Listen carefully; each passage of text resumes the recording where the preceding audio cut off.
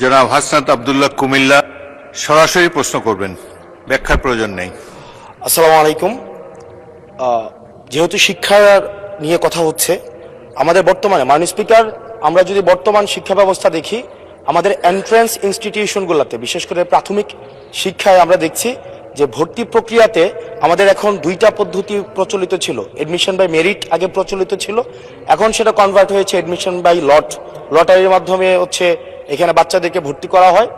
ফলত যেটা হয়েছে, ফিডার ইনস্টিটিউশনগুলোর শিক্ষার মান অনেক কমে গিয়েছে, যার ফলে টারশিয়ারি এডুকেশনে আমরা কোয়ালিটি সম্পন্ন ছাত্র আমরা বিশ্ববিদ্যালয়গুলোতে আমরা পাঠাতে পারি না।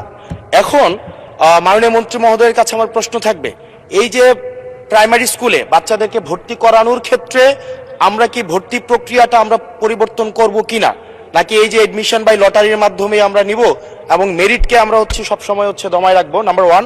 আর নাম্বার টু আমাদের বর্তমান শিক্ষা পদ্ধতিতে আমরা যদি দেখি, আমরা যারা পয়সা দিয়ে কিনতে পারে তারা এখন ইংরেজি মাধ্যমটা কিনছে, যারা পয়সা দিয়ে ইংরেজি মাধ্যম কিনতে পারে না তারাই কেবল আপনি যেই শিক্ষা পদ্ধতি আমাদের জন্য জনজীবনের জন্য আপনি চালু করেছেন সেটা আমরা কিনছি, আর যারা সেটাও কিনতে পারে না তারা মাদ্রাসা শিক্ষা পদ্ধতি কিনছে। আপনার কাছে প্রশ্ন যে আমাদের বর্তমানে একটা দেশে এই তিনটা শিক্ষা পদ্ধতি যেটা অর্থনৈতিক অবস্থার উপরে নির্ভর করে চলে, এই তিনটা শিক্ষা পদ্ধতি জিয়ে রেখে আপনার কি মনে হয় যে আপনি একটা ইনক্লুসিভ শিক্ষা পদ্ধতি নিয়ে আমাদের দেশটাকে আগায় নিতে পারবেন? ধন্যবাদ।